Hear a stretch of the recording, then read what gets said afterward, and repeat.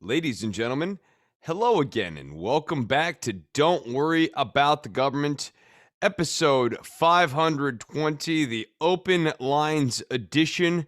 This is the second launch of the room. The first launch of the room was absolute utter chaos. So, what I did is I threw up the room in Twitter, and when I did so,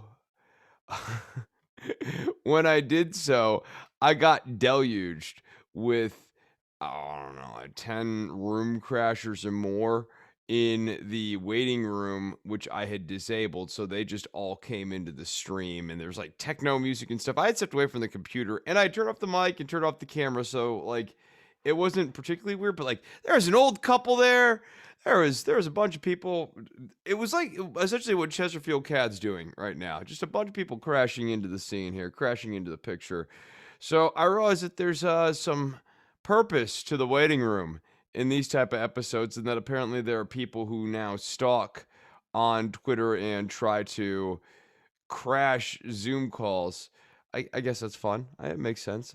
I wouldn't be fun for me, but I get how some people might find it fun. Anyways, this is the Open Lines edition. It is 8 o'clock ish Central Time as I'm starting this episode here. No one is here as of yet, so we're going to get into a little bit of the news of the day, and there is certainly enough news of the day to get into here that'll keep us vamping for at least a few minutes here. First and foremost, I guess let's go and talk about Israel. Israel and Palestine. We don't do a ton on the week to week, blow by blow. You guys generally know the tune of what's going on over there in Israel and Palestine. The Israelis are slowly over time, have been for the last 10 years since I've been doing this, but long before that, taking more and more slices of what was Palestine. And Palestine is divided into two different areas, governed by two different groups. It's confusing. There's conflict. There's an embargo as to what can go into Palestine. The Palestinians are not living under their own sovereignty at this point. They are allowed as much freedom as the Israelis are willing to afford them. And that's not a great situation. And every so often, violence flares up. Now, one of the things that you can't help but notice when you are looking at the American news coverage this time is American news coverage always focuses on Hamas. So, like, this is the NPR copy. The NPR copy starts with Hamas here. The original headline, and this is why I clicked on it, was 30 Palestinians, 3 Israelis reported dead as violence increases. The updated headline was Hamas rockets hit Tel Aviv as Israeli airstrikes on Gaza continue. So, who started it? Who struck first? The original copy at least focuses on the dead, which is much more respectful. The second one focuses on Hamas first, and then, oh, by the way, there are also Israeli airstrikes. But when we mention Hamas first, it sort of implies that the military airstrikes are somehow more legitimate. Um, and of course, the basic implication that it's right and fine that the Israelis can do a bombing campaign in Palestinian territory because the Palestinian territory is not actually their territory. Israel warned that airstrikes in Gaza would continue over the coming days as at least 30 Palestinians and 3 Israelis were reported killed amid the rising cross border violence sparked by clashes in Jerusalem. A confrontation on Friday between Israeli police and Palestinian demonstrators in the Al Aqsa Mosque, or Aqsa? I do not know the name. Mosque compound in Jerusalem's Old City has escalated rapidly since the weekend, leaving Israelis and Palestinians alike bracing for more violence as the holy month of Ramadan comes to a close this week. Over the last 2 days, Palestinian militants fired hundreds of rockets from Gaza towards Jerusalem and coastal Israeli cities, including Tel Aviv. Israel has responded with scores of airstrikes it said are targeting militants in Gaza. Israeli officials said they are preparing to expand the offensive. 2 Israelis were killed Tuesday when rockets struck 2 houses in the port city of Ashkelon. Another rocket hit an empty school that had been ordered closed during the risk of strikes. A rocket barrage Tuesday night killed a third Israeli in the Tel Aviv suburb of Holon. Israel's international airport halted arrivals during the rocket fire. Some rockets have been intercepted by the Israeli Army missile defense system, while others fell short and landed within Gaza.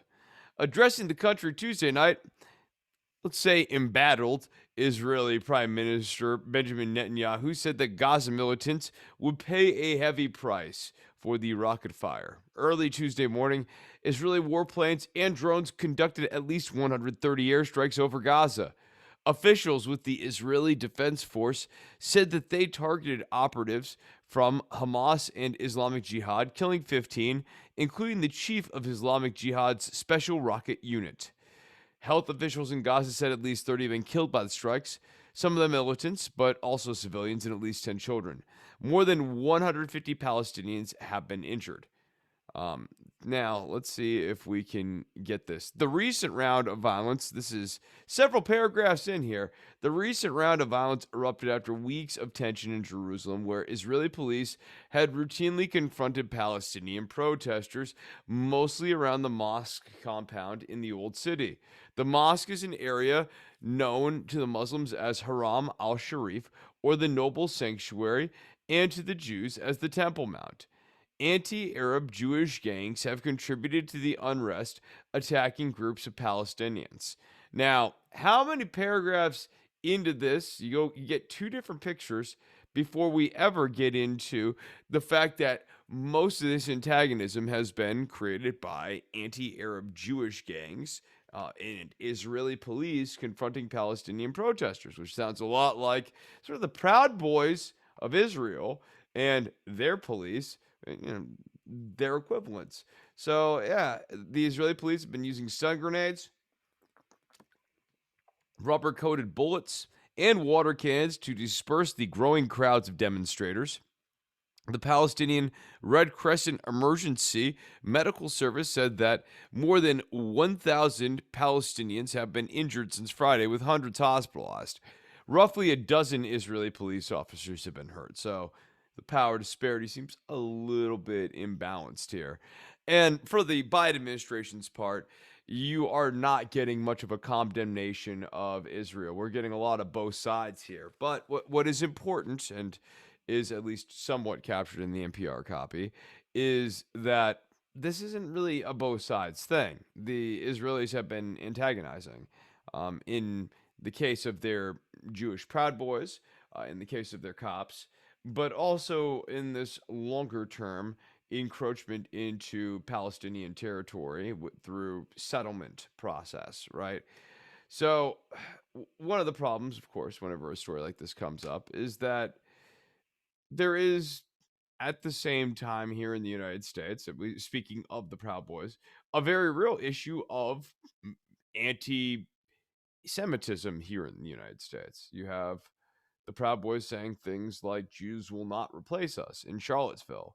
So you have that going on at the same time as you have Israel, the nation state, and the Israeli government being the bad guy in their story. I'm not going to use any sort of anguished or perhaps even tired metaphors. I'm just going to try to call it as it is. They're not the good guy here. They have been sort of solidly the bad guy throughout, and I know that even saying it like that is controversial. But look, the Palestinians are not taking more and more Israeli land, right? No one would dispute that. No one is making the argument that over the last 50 years, slowly but surely, the Palestinians have been making Israel smaller and smaller and giving them fewer and fewer land, right? You never hear that. Even the Israelis aren't so bold as to argue that. That tells you a lot about the contours of this debate when it really stands, when you sort of clear out a lot of the dust. It's unfortunate, of course, that you can't get something stronger from the Biden administration on this, but what do you really expect from the Biden administration? Anthony Blinken, even in his college days, was a classic neo foreign policy guy. Like dead set in between neoconservatism and neoliberalism. The end of history 1990s foreign policy. Anthony Blinken is absolutely a byproduct of that. He says, we're very focused on the situation in Israel, West Bank, and Gaza, very deeply concerned about the rocket attacks we're seeing now. that they need to stop. They need to stop immediately. It's all about the rocket attacks with Anthony Blinken. So making it very clear where his priorities are laying in this case. Um, it's it's a rather troubling and sort of depressing state of affairs over there right now in Israel. And I don't really see any meaningful sign of abatement. You need to have this government fail. Netanyahu's government needs to be ousted from power. And part of that's going to require public sentiment of the Israeli people to turn against this sort of action. I mean, similarly, where are the Palestinians going to be getting their rhetorical support for their sovereignty campaign? In this new multipolar world that we live in, it's not particularly clear. Their best bet, frankly, still remains the Americans. And I'm not saying that as like a let's go team, but let's kind of consider the alternatives. You have the Chinese. The Chinese are not exactly Muslim friendly. Uh, I think we're seeing that. Go and ask some of the Uyghurs in East Turkestan. They don't really care for them. The Russians, not exactly Muslim friendly. Uh, you have perhaps the Iranians, but a number of the Middle Eastern powers have been there. If they were going to help, they would have helped, and they're not helping. So, what does that tell you about what their intentions are and where they kind of lay in the land here? It is a complicated situation in Israel, but what needs to happen just doesn't seem to be on the cusp of happening. I suspect how this will play out is there'll be conflict. There'll probably be a massacre in Palestine of 100 plus people. Hopefully, that will. Their hope, I'm not saying hopefully, their hope will be that that sort of carnage will diminish the want to continue fighting and sort of break the will to continue fighting. It probably will. Not to be bleak about this, but just tends to be the case in these sorts of things. Has been over the last 20 years. It's why we don't talk about it more on the show. I've been asked about, why don't you do more on Israel and Palestine? What do you want? What do you want the angle? There's no fresh angle. The freshest angle I've got on Israel and Palestine comes from some other documentaries that I've been watching that have nothing to do with Israel and Palestine. So let me take a sip of water. I'm going to tell you how Israel is like Skidmore, Missouri. Yeah, baby. We're getting into it here. That's folksy, right? Yeah, we're going to talk about Missouri. Mm.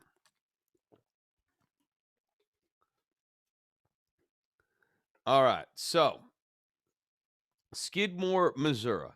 If you have never been to Skidmore, you are missing out, people. I'm missing out too, but you are as well. Skidmore, Missouri is not known for a whole heck of a lot other than this very mysterious murder that occurred in the early 1980s, wherein a person was killed in broad daylight in front of over 40 plus witnesses. And the authorities, the federal government, the local authorities, nobody could get the people of the town to admit as to who pulled the trigger, who killed this guy, why, anything. I mean, we know who was killed. There are any number of reasons why this, excuse me, people, any number of reasons why this person might have been killed, but this person gets killed, broad daylight, and they never kind of get an arrest. Now, what's interesting about the town, and this is something that sort of haunts them to this day, is that after that murder, of that sort of by any recollection, bad dude, rape, spousal abuse, you name fighting, you name it. This guy was a bad guy by sort of any objective measure, sort of really in any time too. Like he would have been the type of guy who would have gotten killed in the 1800s too, or the 1700s. Like one of those dudes, a very very bad guy. However, after doing that and keeping it a secret, things started to happen, which was more murders. Skidmore is a pretty small town. Their murder rate is pretty darn high, considering the fact that they're so small. And in watching the documentaries, kind of what you start to think about is that this event, this carnage event, this kind of collective immorality started to warp the actual psyche and the character of the town. So the town and the people in it started to all have to keep this terrible secret. And it was the only way to keep their society going. That no one could ever break the word. Everyone just had to take it to the grave. And the hope was that maybe, the people who knew the real truth could take it to the grave, and maybe the kids could live on and be free of the sin, and maybe the sin of the father would die with the father. But we know how this sort of works. The sins of the father get passed on, not directly necessarily. So you keep the secret, but it still changes you. It makes you a less good person. It makes you a less good father, less good mother. And it raises kids to, you know, have bad parents, an entire town of bad parents, an entire town of secrets, secrets that need to be kept, secrets that need to be kept with serious consequences. And sometimes more people are showing up dead. It is like Israel in this sense that not really looking at the Palestinian situation for what it is and what it is becoming, and what it has become really over the last 30, 40 years here.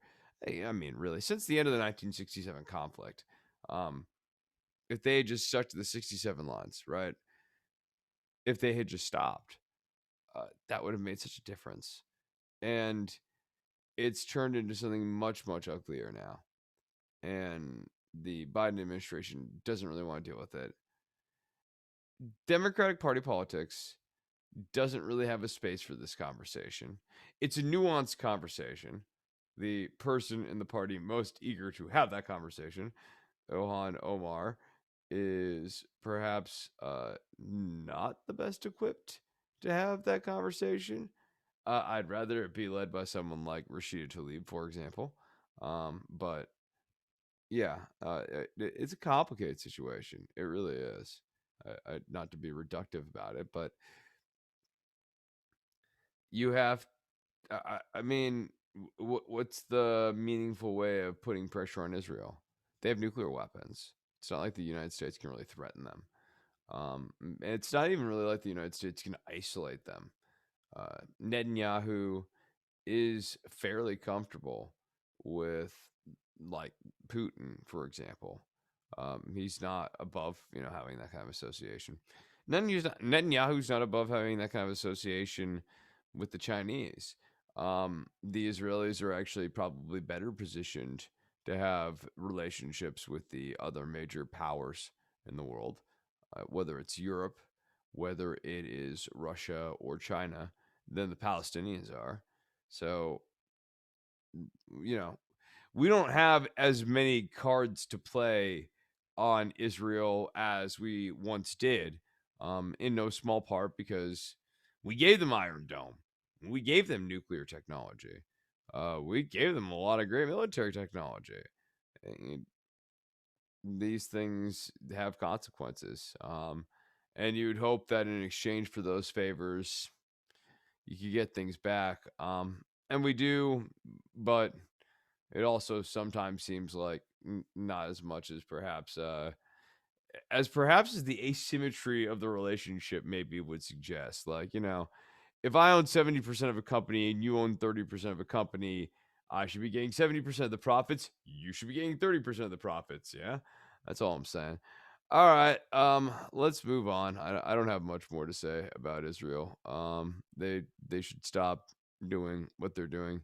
Maybe this Yair Lapid will become the prime minister. I don't know. That's gonna really change anything here, but Israel's president picked Lapid to form a government. I guess. I don't know. We'll see. We will see. Moving on. We have This gas pipeline. This is kind of interesting. The gas pipeline runs down the East Coast and it transports about 45% of the East Coast fuel supply.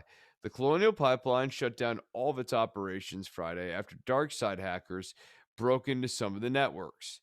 In a statement, Darkseid, who is a new player to the ransomware space, believed to be operated by a Russian cybercrime gang affiliate by the same name, said it wasn't to blame and suggested that an affiliate may have been behind the attack. The group promised to do a better job of screening customers that buy its malware to run ransomware attacks. The letter is actually quite funny. It like tries to act like a, oh no, we're a moral company. Yes, we do ransomware so that you can ransom people for money with their own data. But like, we're not trying to get into politics. Biden, meanwhile, is expected to sign an executive order to strengthen cybersecurity for federal agencies and contractors. So, on one hand, you have the Republican response to this and the asymmetry of how eager they are to respond to lancing at Russian shadows. Oh, are Russian attacks all of a sudden real now that they're affecting gas pipelines? Hmm. There's another thing too, though. I'm sure some of you are probably saying at the radio already, a beat ahead of me, smart audience, is hey, weren't the Russians or somebody trying to attack things like power plants and pipelines during the Trump administration and doing test runs on that? Yeah. So we already have the first one of these. And right now it's maybe just a benign little whoopsie doopsies by an innocent little malware company. Maybe. I'm not convinced of that. Are you convinced of that? I wouldn't be convinced of that. One other thing to talk about here, three Republican governors are cutting enhanced unemployment benefits to their states in order to force people to return to work. Arkansas, Montana, and South Carolina have targeted the extra $300 a week in jobless benefits to help businesses reopen. There are a number of places that are complaining about, oh, well, with the enhanced unemployment benefits of $300. Remember, Manchin got the package cut from 400 down to 300. Good on you, Joe. But with those enhanced benefits, which is 1,200 on a national level plus whatever the state level unemployment is, that's just simply too much unemployment for people. People aren't going back to work because wages are too low. Like it's not, I mean, not even remotely being considered for a second that 30K a year is not actually all that much money, especially in most states. I mean, even here in Texas, 30K a year, let me tell you, does not go as far as people think it does. It goes pretty fast once you start having to pay bills. You got to start paying for insurance. It's expensive to live. And that really is pretty darn close to the minimum wage of like what it could reasonably be. I would say the absolute minimum, like in most states, like the poorest states, would be like 28K a year. And in states like California, it's probably got to be closer to 35, 36K. And that'd be minimum. In states like California. The other part of that, though, obviously, and I think the person who wrote in about the minimum wage proposed this, and we're in vigorous agreement on at least that one point, is that some of this has to be picked up by the states. Like California and New York continue to have an exorbitant cost of living, and that can't entirely be on the federal government. The federal government needs to provide some baseline amount of unemployment, and then the state has to pick up the other half. Like kind of like what you're seeing right now with this unemployment plan, which is in many ways very well designed. If I do say so, I actually kind of like it. I like this model a lot, and would love to see this happen more in times of economic crises. Hopefully, they will keep doing this in the future. But yeah, governors are cutting these benefits. Republican governors cutting these benefits to try to get people to go back to work, not trying to raise their wages, not trying to even incentivize employers to raise their wages. I mean, an easy answer, like what got me off of unemployment? Well, I got to a point where I could make more money working than while on unemployment. So I decided to do that. It's not really that hard. It really isn't. But it is certainly an issue. WHO reclassified the highly contagious triple mutant COVID 19 variant spreading in India as a variant of concern. This is B1617. It spreads more easily than the original virus. It might be able to evade vaccines. It's going through India. Yeah. Like, this India situation is I mean, like here, I'm gonna get it up since y'all are leaving me hanging. I'm out here trying, but since we are out here and vamping here for just a minute, let me get up this video of the clown. I know this sounds funny, but I've got a few videos here that really none of them are funny to me. I just want to make that really, really clear as I'm about to share these. I think part of your brain, especially if you listen to this show and you share my sense of humor, is going to want to go to the laugh mechanism. But I just want to relay before I even put on the clips, that these videos depress me. Um, they make me very, very sad. Because there is simply not a lot of hope right now other than wishing. Um so it's going to be depressing here in a second. In anticipation of that, why it's Shadow. What's going on, Shadow? How's it going? How are you doing, homie? I know. I love you, pal. Yes, I do. You're a good little cat. Yeah. All right. So, now I'm going to share the screen here. All right. Sharing screen. All right. Here we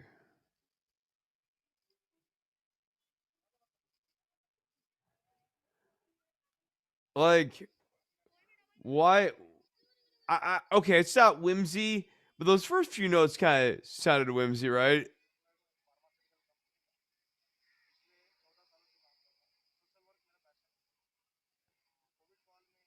This guy's awesome, though. What a hero this dude is.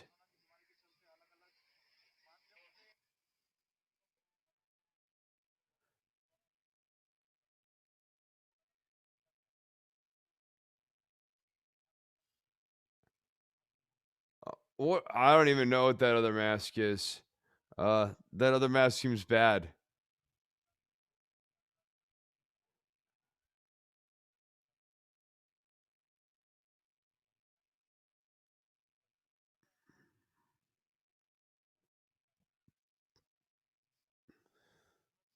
Now is not the time for health happiness. We need to stay healthy and safe. How horrible is that, right? And I mean, so this guy, what this guy is up against, I mean, this is where it gets really crazy. What this guy is up against is a bunch of mystical beliefs. Like you think our anti-vaxxers are bad, and they are bad. Like I'm not trying to downplay that. Um, a thing that I saw today as I'm scanning here, yeah, boom, here we go. Not a COVID cure. Let's go full screen on this again.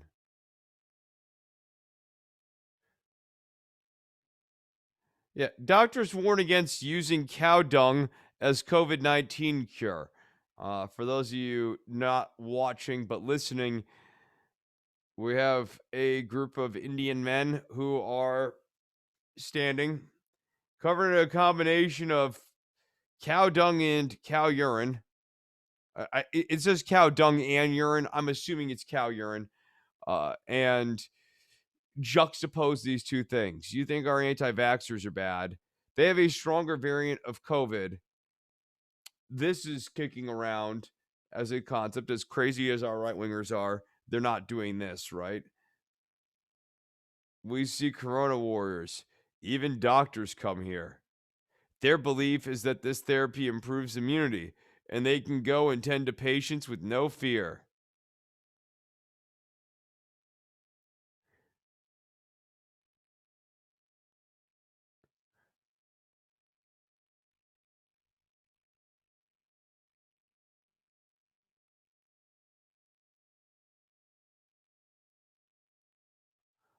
I mean, as per the literature, okay, you probably can hear that.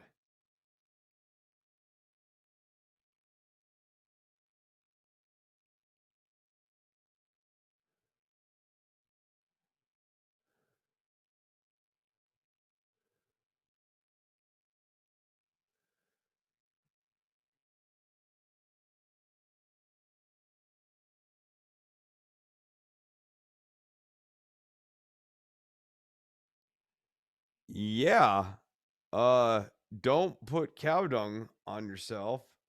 Um, so and again, I am not trying to talk about that as like a ha ha ha Trumpy, let us laugh at them sort of way, but this is what's going on in India. And to take this just one step further here, Google, let's go and see coronavirus. Coronavirus. I don't want to get sued by what's her name? Uh, clearly hip and with the times. Um, coronavirus. Johns Hopkins. Boom. Mm-mm-mm. So I'm gonna get this back up on the screen here. All right. Loading it back up. India rapidly catching up to the United States and the death count rapidly catching up. The United States now at 582,000 deaths, which is pretty stunning. Um, However, India is of course the one that is just being clobbered by this right now, with no real sign of abatement at present. Let's get those India numbers up. Now, the India flare up is interesting because it certainly begs the question of okay, India is flared up in a massive way. Why has China not flared up? They are not vaccinated. Their air quality is not great. They know this. I mean, there is this, oh well, they're wearing masks sort of stuff, but I think we now all are sort of like educated as to, like what the limits of what that really means. Like you cannot have an open society and have people on top of people, masked or not masked. Like there's a real limit to what masks can do for you. Um, in this sense, do we just not want to work? That would be sad. I would love to be able to talk about India for the people. You don't want to talk about India for the people? That's fine. I'm talking to the website. I just want to make it clear to everyone listening that I'm having a conversation with the website right now. That's where I'm at. That's what's happening in my life these days. Um, India, come on, man, just load. Just be a Johnny Cool guy and load up the friggin' thing. It doesn't want to do it. Let's just try one more thing because I do like want to actually look at the coronavirus in India numbers. Yeah. COVID desperation is spreading across India, is the current number. Now, their documented cases right now, we're talking about India here, the documented cases are around 400,000 a day. It seems to have plateaued off, but like the spike here is prodigious. They went from maybe having a problem in March to having an absolute explosion on their hand by May. And this is the thing that I think the United States needs to be mindful of. We have a decent chunk of the population vaccinated now, right? That's fantastic. How much of the population? Joe Biden flubbed up the other day and said something like 230 million people. It's actually 230 million shots, I believe. What percentage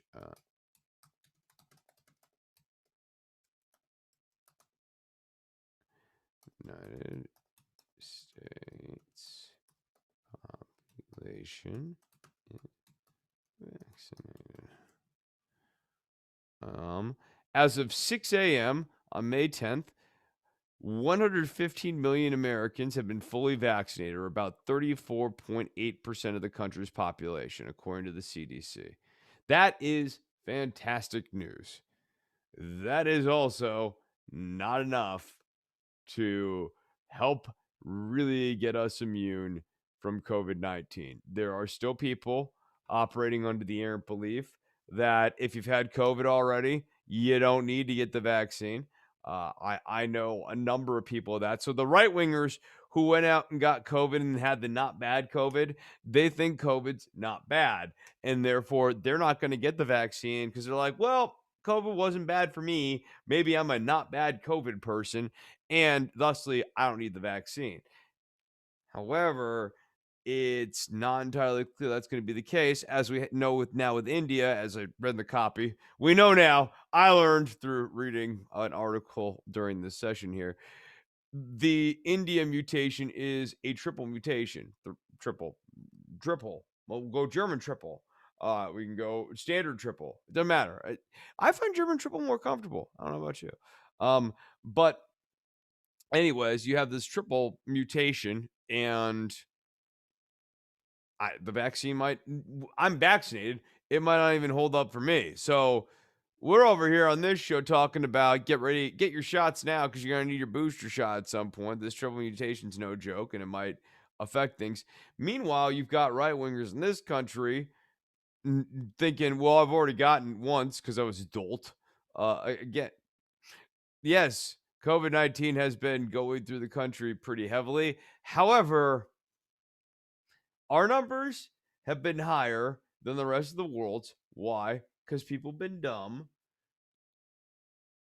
But also, like, it means that we're more likely to have another flare up again. We're just not that clever about this stuff. And in the case of India, there are a lot more people this time. There is not going to be this great Indian government lockdown like that. I don't anticipate Modi shutting down the airports in India. And so long as flights can still go out of India and into countries, that's going to be a problem. And so long as Indian people can still fly out of India, that's going to be a problem. Yeah, it's it's going to be a real challenge. The states currently with the highest and lowest vaccination rates since we are here. Right now, you have this is where it actually gets kind of interesting. So you have Washington State is 50%. These are partially vaccinated. Okay, partially vaccinated. And when was this published? May 10th. Okay. Okay. So partial vaccinations, which is promising, right? Like people who are partially vaccinated, very likely to get vaccinated, right? Like to get fully vaccinated. So in Texas, it's 40%. In Oklahoma, 40%. Like Kansas, 44%. Nebraska, 45%. South Dakota, 46%. North Dakota, 40%. They are just committed to doing it wrong in North Dakota. Idaho, 35%. They're like, no, you think North Dakota's doing it wrong? We are going to do it really wrong. Meanwhile, down Mississippi, they said, Idaho, go and suck on your potatoes. We're doing it 32%. Like they do not need this vaccine. This vaccine was stupid. What a waste of time. New Mexico, 53%. California, 52%. The vaccination rates are an interesting map to correspond politically. So here's one that the Democrats need to watch out for. Georgia, 37%. Ugh. That's not great. And this is like as of May 10, according to the CDC. Virginia, 50%. Pennsylvania, 53%. Good signs for Joe Biden, electorally speaking. Minnesota, 50%. Also a good sign for Joe Biden, electorally speaking. As the vaccine and COVID-19, the more the vaccine and COVID-19 remains a part of the culture war, and the Republicans are on the stupid side of the culture war on that issue, the better it is for Joe Biden. However, there are other states where you maybe would hope that the Democrats would be doing better. Nevada, 42%. That's one that seems to hurt. Texas, 40%. That's probably where you'd expect it. If you're the Democrats, you'd hope that'd be higher. Maine, meanwhile, 57%. Maine, what a fine state. New Hampshire, 58%. Vermont, 62%. Massachusetts, 51%. Connecticut, 58%. I think you're starting to hear in these numbers, yeah, there is indeed a left right divide. And that makes sense. It's been the core of the culture war. But yes, Nevada, uh, and South Carolina, really interesting. Really, really interesting. I'm sorry, Nevada and Georgia, and I guess South Carolina. South Carolina was once a battleground state. Not when Jamie Harrison's running in it, though. But yeah, this is interesting numbers. The horrible stories coming out of India still. Amid India's COVID 19 surge, dozens of dead bodies found floating in the Ganges River. Uh, I, my city is under siege from COVID. COVID desperation spreading across India. I mean, 4,000 die of COVID in India. Yeah. That's yesterday. And they still continue to think that the COVID numbers are being vastly underreported in India. And if the numbers are being vastly underreported, the global risk factor continues to be vastly underestimated. So these are not, these are small seemingly I don't even think they're small seeming, but you get what I'm saying. Like they might seem like sort of trivial-ish lies, but they're absolutely not trivial-ish lies because when kind of considered by governments and they go, "Oh, well, the problem is X." Well, it's actually 4X, whatever the number X is. That makes a vast difference. So, yeah, I don't think we're out of the woods yet. I think if you have not gotten vaccinated yet, you should go and get vaccinated. Do check your state. Some states are safer than other states. If you're in the right state, like if you're in Maine right now, 57%, you can feel pretty good about returning to life like normal.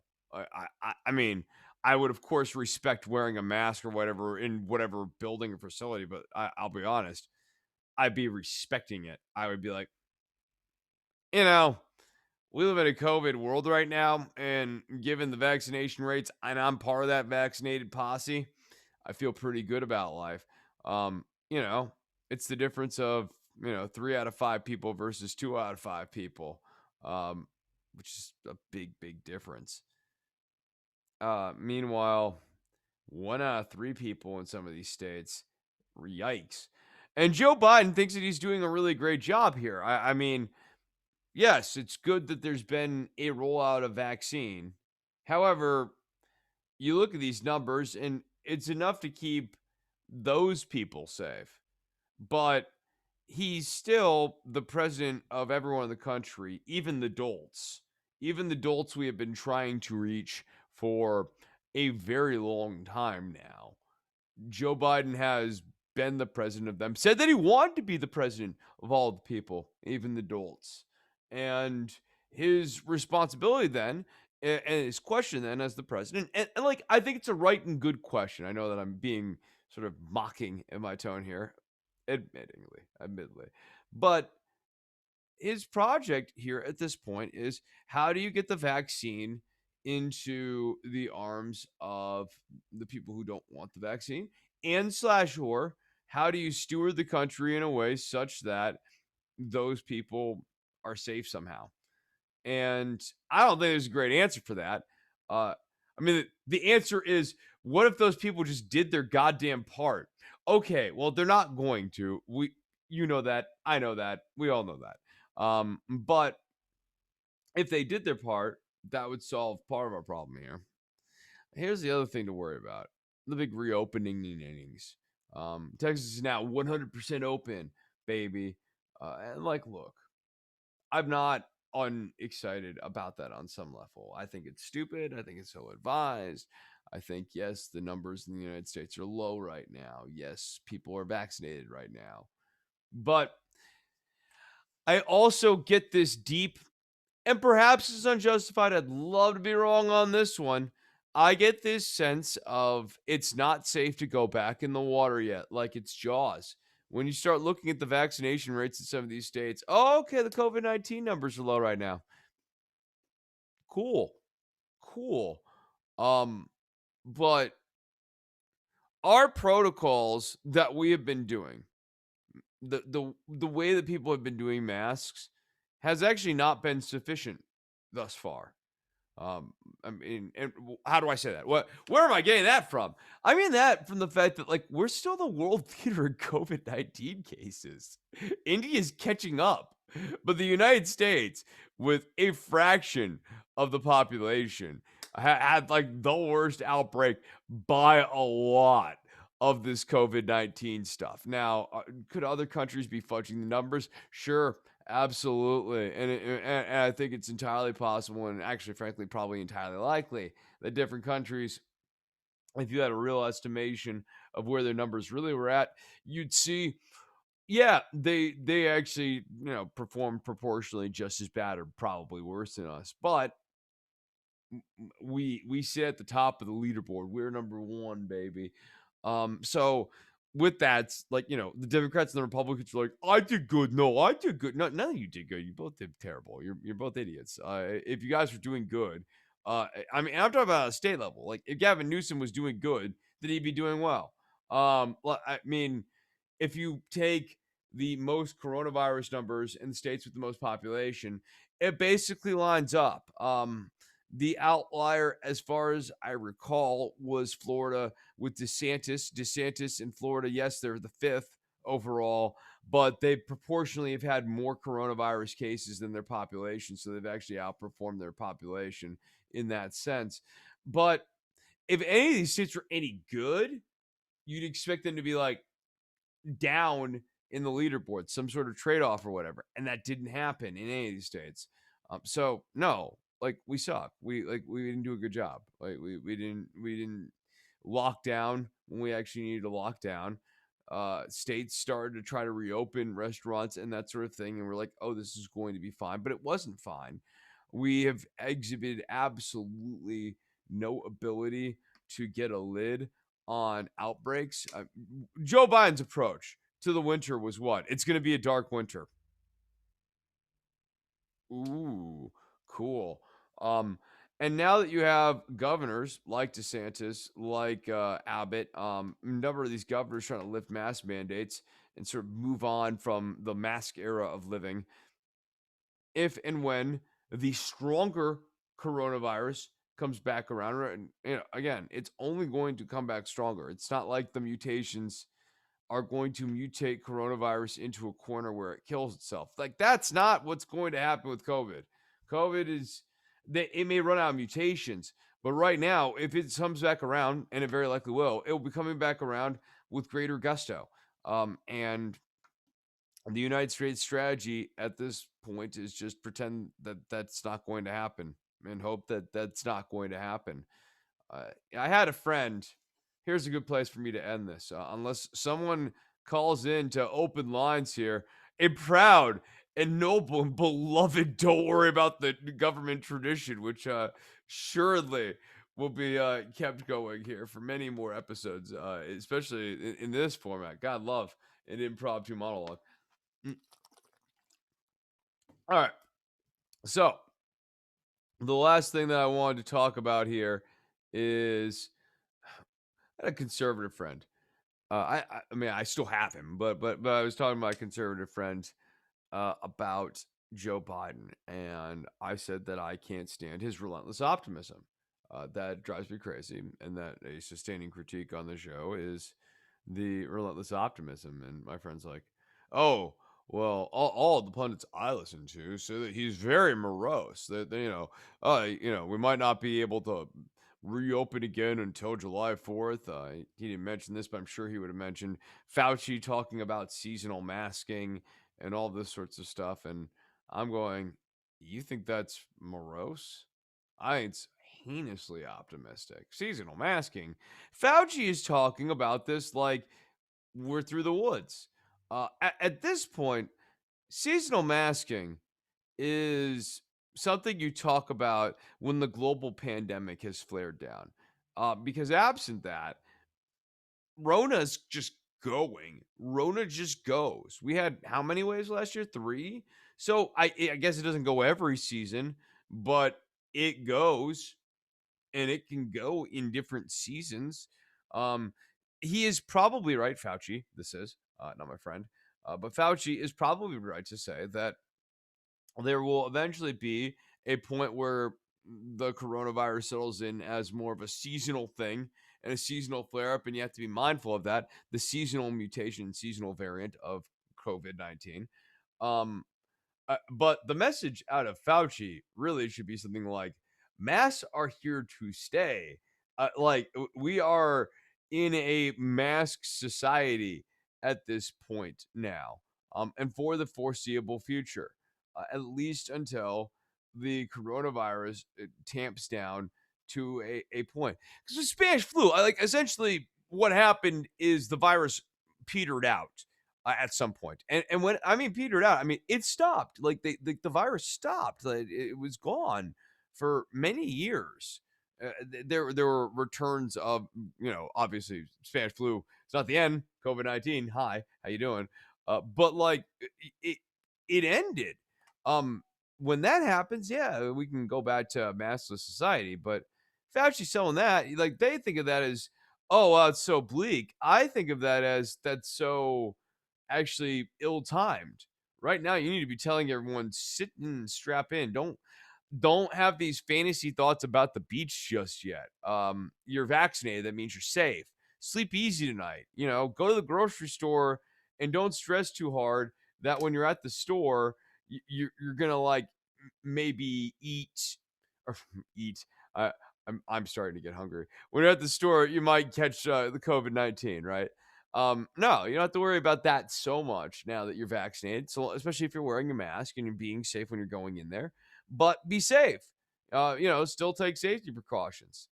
I think Joe Biden has been really optimistic. I think Joe Biden was really optimistic about reopening schools. Remember, he's like, we need to get them open in the first 100 days. Why? For what? If you had told Joe Biden, there had been a press conference, I wish this would be something that like a critical media would have asked him 100 days ago. Hey, Joe Biden, thank you for doing this press conference. I think he's only done a couple of these, but or maybe ask Jen Psaki this. If the global numbers of COVID-19 went back to peak level global numbers, would the United States still want to move ahead with reopening? And the answer from this administration most assuredly would have been no, if you had actually pushed them on that. But that is, in fact, what is happening. This is clearly bad policy. It's optimistic policy. So, that was another example to my friend that was like, oh, this is an optimistic thing that Joe Biden is doing. Joe Biden, even when it comes to vaccinations, he was saying that gaffe of his. This is no, like don't kill the man. This is not mental decline. He just got. He said, oh, we've got 203 million people with doses. No, you have 110 million people who are fully vaccinated. And perhaps a few more of them, 10, 15 million more, maybe 20 million more who are partially vaccinated. But mean, think about it. Most of these vaccines, the Johnson and Johnson one's not been nearly as prevalent, so it's been like all Pfizer and Moderna. Those are 2 shots apiece. If he says 230 million and you've got 110 people fully vaccinated, the leftovers are only 10 to 15 million people, maybe 20 million people if you want to be generous. Um, he's still got a lot of work to do in terms of getting people vaccinated. But he flubs the numbers and he flubs them optimistically. He thinks that he's got this work more or less done. I think he's very optimistic. I think he's very optimistic, of course, when it comes to the Republicans and them coming to their senses. The fever will break. I mean, let me pull up a quote from 2019 here. Here's Sunny Optimism Joe Biden. Sunny Optimism Joe Biden says, "The fever will break. quote, the thing that will fundamentally change with Donald Trump out of the White House, not a joke, is you will see an epiphany occur among many of my Republican friends. That was nearly 2 years ago to the day, May 15th, 2019. The people who I used to say, no, you will see, this will not come to pass. They used to give me a hard time. It's why I did not support Joe Biden back then. It's why I still am not a Joe Biden stan right now. This is where we're going. He still really earnestly believes this stuff. That's optimism, man. That is relentless, relentless optimism. I don't know what you call. Actually, I do know what you call putting Rahm Emanuel as the ambassador to Japan. It's something that Rahm would say, though, and I probably shouldn't say it on the air. It's not in good taste. But a certain Rahm quote about how he feels about people like me, liberals and progressives, comes to mind with regards to Rahm Emanuel going back into the administration here.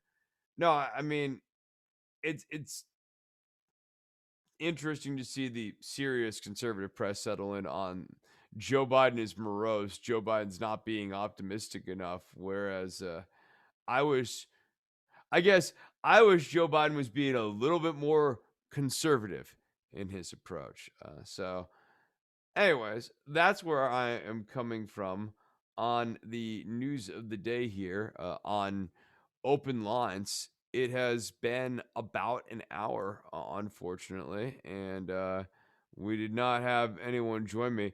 I really wish I kind of captured the absolute chaotic mayhem of the first round of open lines.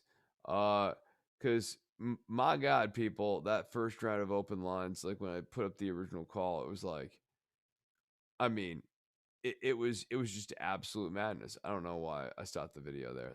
That was silly. That didn't need to happen. Um, but yeah, that's gonna do it for this episode of Don't Worry About the Government. For those of you who maybe feel like this is a down episode, I had to wing this monologue on the fly.